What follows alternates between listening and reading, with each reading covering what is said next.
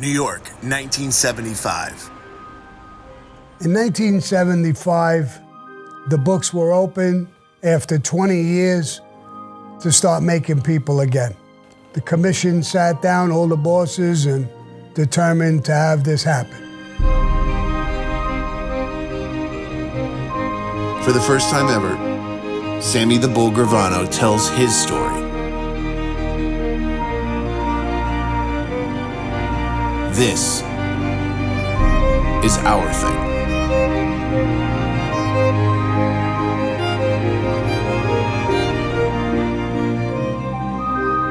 New York, 1976. Toto told me, Sammy, we got an appointment. I want you to wear a suit, white shirt, tie, and you and my son are going to come with me to this appointment. We did it. I met him and Charlie Boy, Toto's son, at the club, and I was dressed up. We got in the car. I knew the house belonged to this guy who was a made guy, Frank the Wop, and we went in. A guy came up from the basement and got one of the guys and said, come with me, and he brought him down the basement. Stayed there a while, he didn't come out. One after the other, after the other. Matter of fact, I joked with Charlie, I said, listen, bro, this is starting to get scary. 6 guys went down, they never came back. So Charlie obviously must have known from his father what was going on. He laughed, don't worry about it. I laughed too, I said, I'm not worried about it. I had an idea of what was happening. I didn't know the procedure or what happens, but I had an idea. Charlie went down, I was the last guy who went down.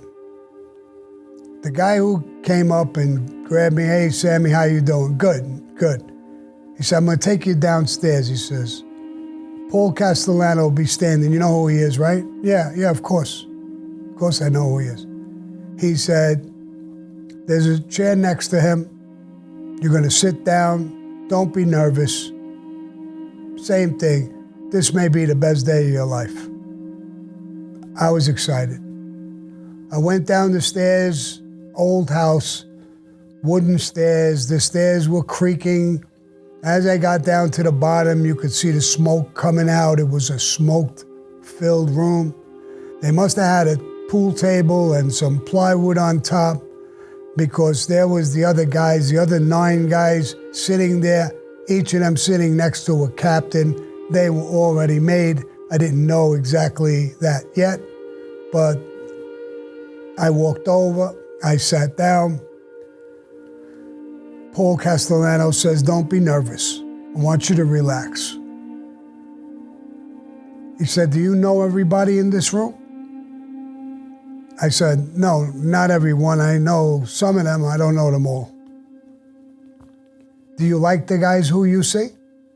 Yes, I do. He said, do you know what this is? I got an idea. This is a secret society and a brotherhood. Just stand next to me. I stood next to him. He told everybody to stand up. Everybody stood up. He said some words in Italian. Everybody locked hands in a huge circle. I went to grab his hand and the next guy's hand next to me. He said, no, not you. Just sit down. I sat down. He said a bunch of stuff in Italian. And the last part of it, he said, in honor of our brotherhood, I close the circle. And he shook the circle's hands. Everybody went up and down a little bit.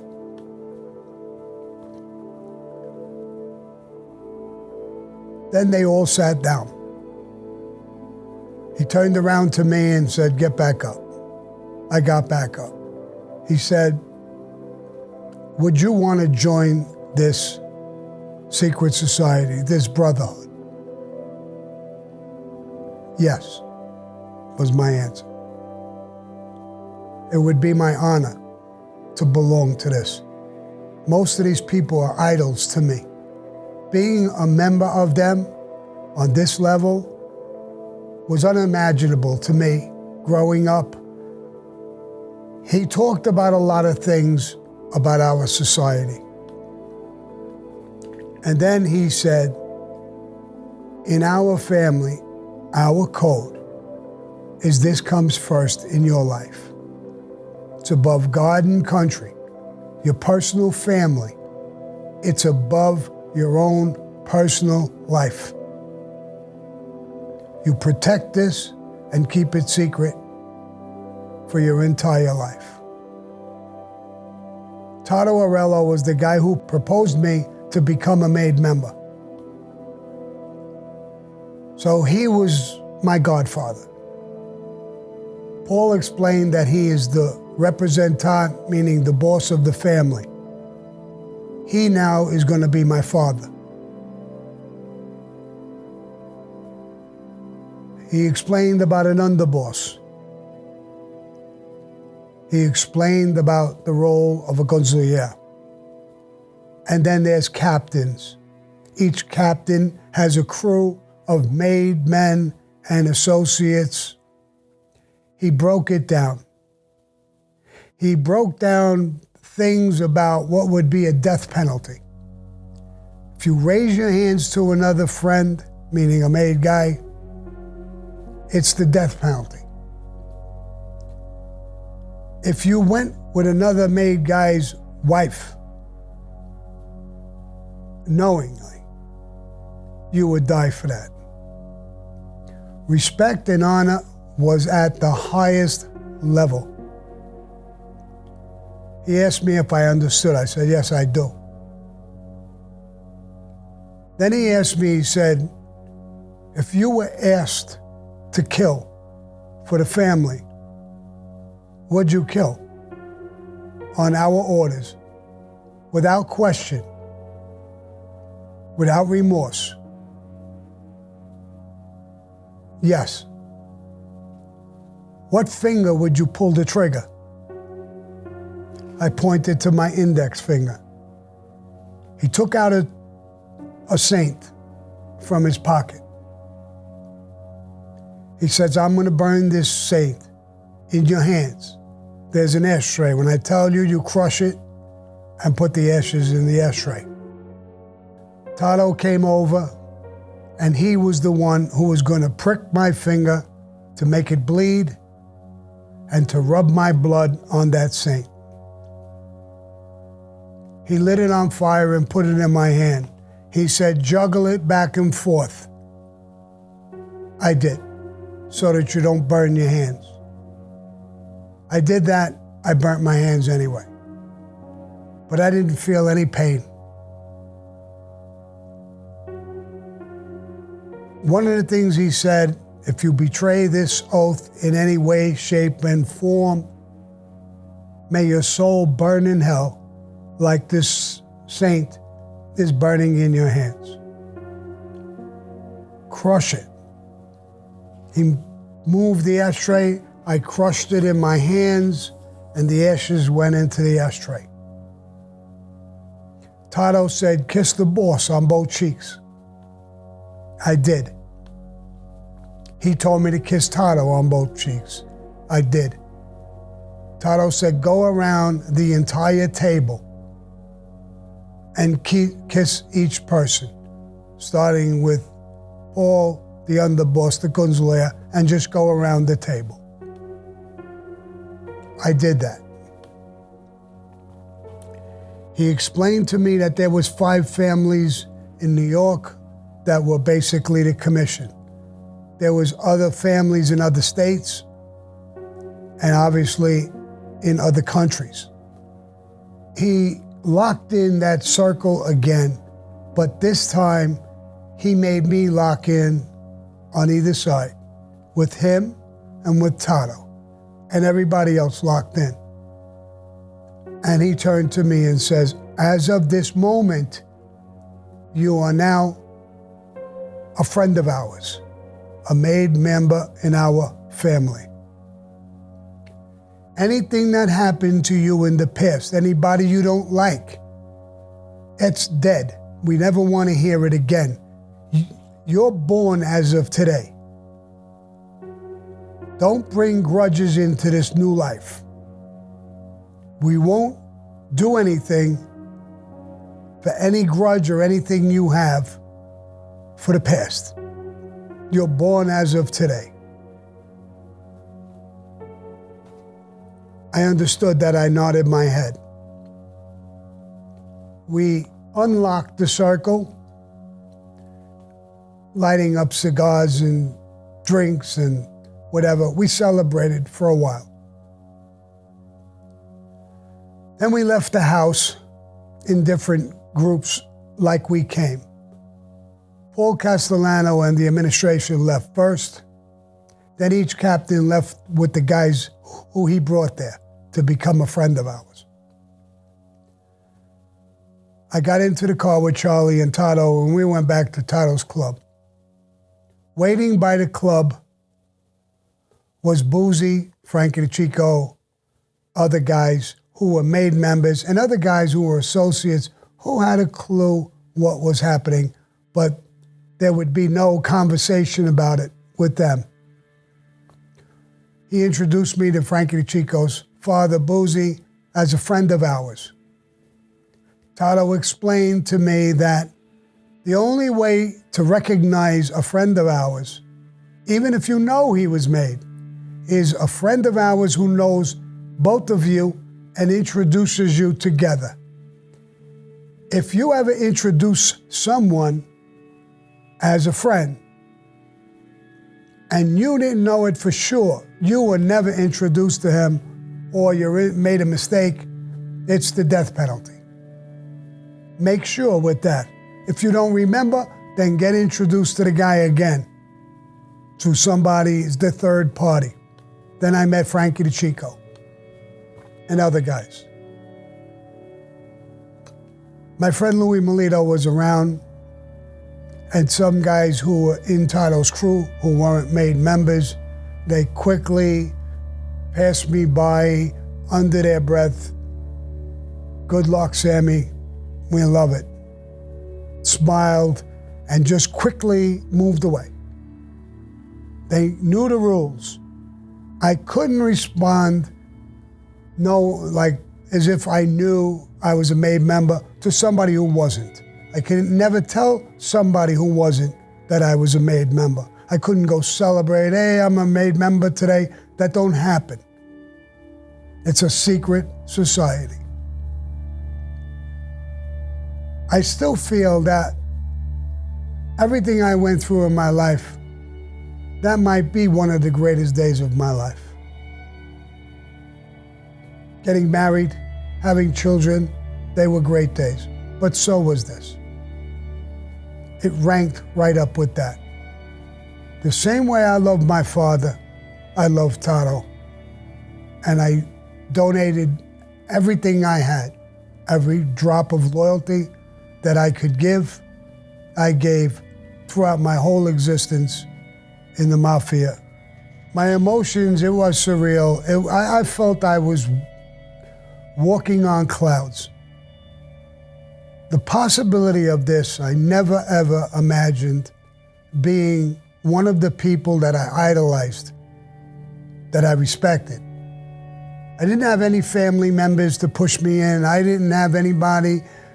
My sisters weren't going out with any kind of street guys. I knew people myself, but a lot easier to get in when your father is in, or your brother, or your uncle, or something, or somebody. So to me, getting in was crazy. It was just, I was floored. Everything is changing in my life. The respect that I'm getting, everything. I never used that position back then. I was always a tough guy. I was always ready to shoot you or fight with you or do whatever. It didn't take that position to make me tougher, stronger. I knew that position, he had already taught me to use wisdom, use patience, listen with your both ears to the story. Don't make harsh decisions. Don't use violence unless it's at the last resort. So I guess I was handling myself pretty good. My reputation just was exploding. Not only within our crew, within the family, but around Bensonhurst, Brooklyn, Manhattan. It was blowing up all over the place of who I was. And it not because I was made, but because of things that happened and how I conducted myself when those things happened. I had a tough fucking crew, good guys, tough guys. Most of them were associates. Eventually I was making some of them. But that added to my reputation as well. I stayed non-flashy, stayed in the neighborhood, went to the same restaurants, tried to conduct myself like I always did. Don't overdress, don't start putting diamonds all over the place. This is a secret society. I lived by that. That word meant something to me. Frankie the Chico. Frankie the Chico, I grew up with him. I think he was about 12 or 14 years older than me. And he became like a big brother to me. We came out of the same exact neighborhood. We knew each other. He was very, very powerful, very, very ballsy, tough guy, but very fucking fair, very, very honorable. And he was for the underdog. If there was a problem, he always seemed to take the underdog's side. Like if a guy had a problem with 3 or 4 made guys or associates, he'd always take the other guy's problem and take his back to say, come on, bro, we did that same shit when we were young, leave him alone. Let's just yell at him and chase him out. He was that type of guy. He was always for the underdog. His whole family was in the mob. Uncles, cousins, you name it, the Chicos were like a mob within itself. The women were like gangsters. I think you could have killed somebody right in front of the women. They'll help you drag the body out. They'll never cooperate against you. They'll never do anything. So the whole family, the Chico family, had that aura about them. Frankie is not known to the public that much. I was a tough guy with a real tough crew. John Gotti was a tough guy with a tough crew. If you put my crew and John Gotti's crew together, we weren't a pimple on Frankie the Chico's ass. And I'm not ashamed to say that. Anytime he opened up a club or got a piece of a bar or a business, I always went to spend money there and anything to build him and help him, I was there and I did it. He had a crap game in this club. In the back room, there was a crap table, shooting dice. The front, there was a bar. And I was at the bar with his father, who was also a made guy, and he was also with Tato. And we were drinking at the bar and talking, and a door opened up, and John Gotti came in, very flashy, with a bunch of guys, a little entourage, 4 or 5 guys. I heard a lot of things about him. I didn't know him personally. I had a friend of mine who was in prison, and he got in trouble, something about drugs and money with the black guys. I understood that John Gotti got involved and squashed the beef. And he worked things out to resolve the problem between my friend and the black guys. Now, the problem would have resulted in my friend getting a beating because there was quite a few black guys, and he squashed it. I knew that. So when he walked over to me, Boozy said, Sammy, this is John Gotti. Johnny, this is Sammy. He said, Sammy the Bull? Yeah, that's me. I said, give John a drink. He said, Sammy, I hear a lot of fucking great things about you. Yeah, vice versa, bro. I know you just got out of prison not too long ago. I hear a lot of great things about you, too. And number 2, I want to thank you. You straightened out a problem for a guy who knew me, a friend of mine who was in prison.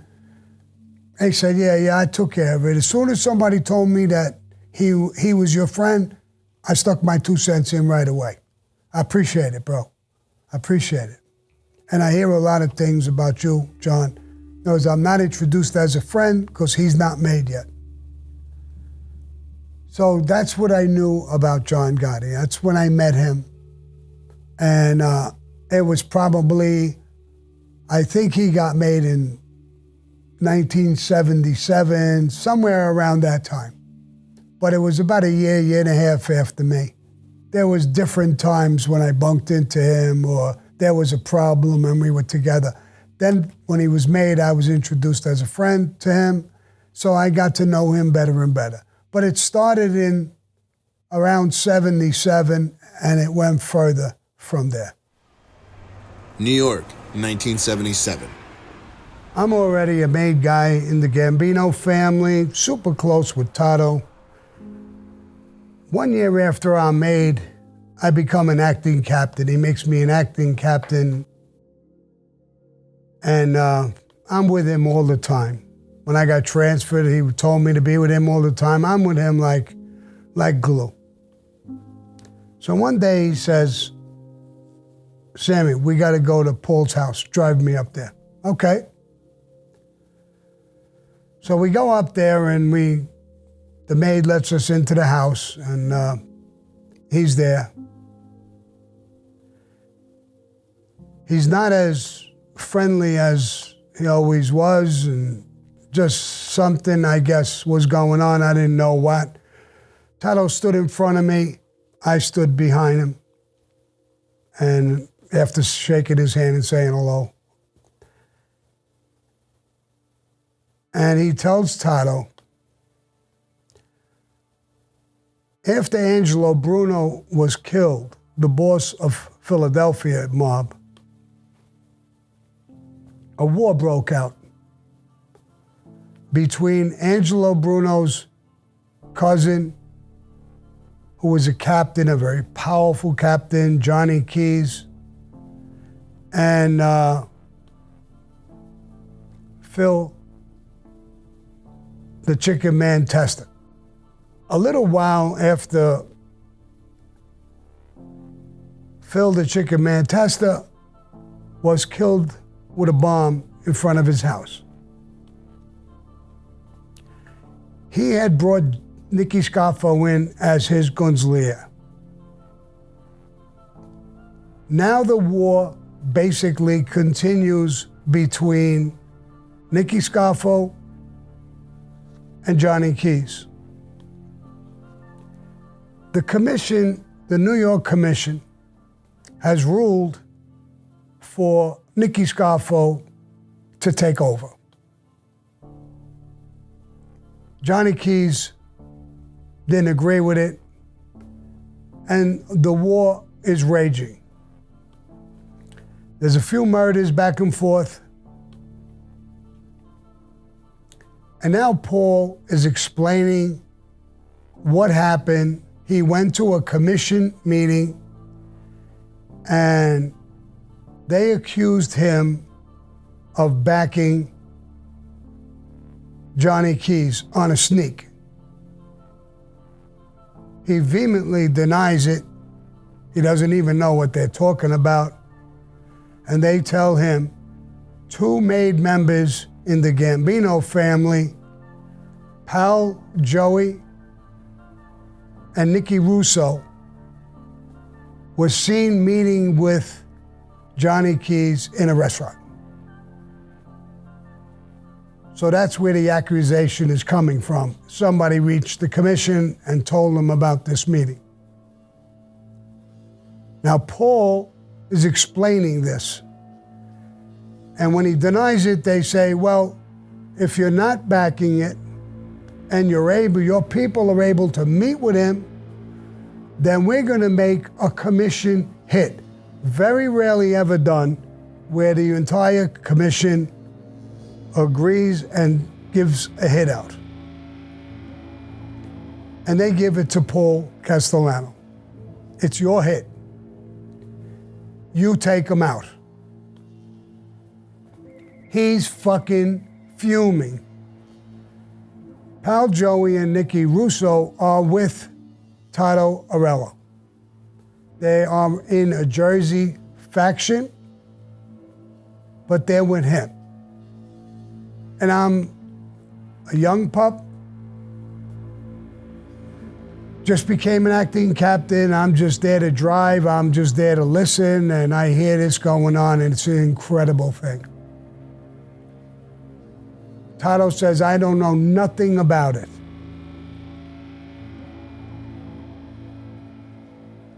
Paul is fuming. He said, then get them and bring them into a meeting. Look at the fucking position that these guys have us in now.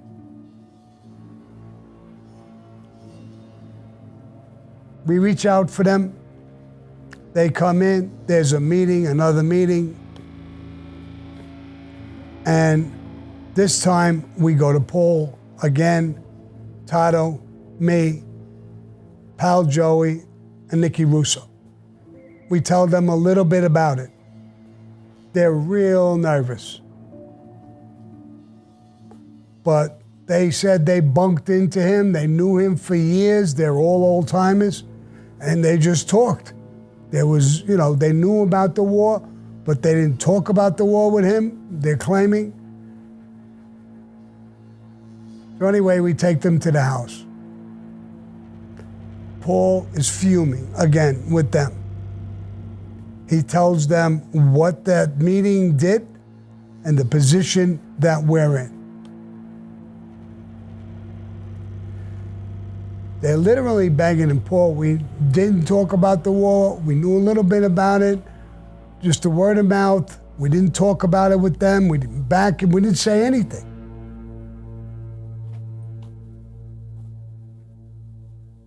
He says to them, well, now we're involved.